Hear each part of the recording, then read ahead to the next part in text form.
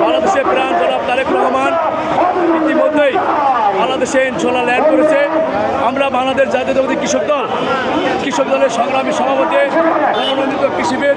জনাব হাসান জাফর তুহিন এবং বিপ্লবী সাধারণ সম্পাদক শহীদুল ইসলাম মামুনের নেতৃত্বে এবং ঢাকা মহানগর কৃষক দলের আহ্বায়ক হাজী কামাল হোসেন, সিরাজুদ্দিন আহমেদ ভারত সিকদার এবং সভাপতি মীর হাসান কামালের নেতৃত্বে আমরা বিমানবন্দরে এয়ারপোর্টের সামনে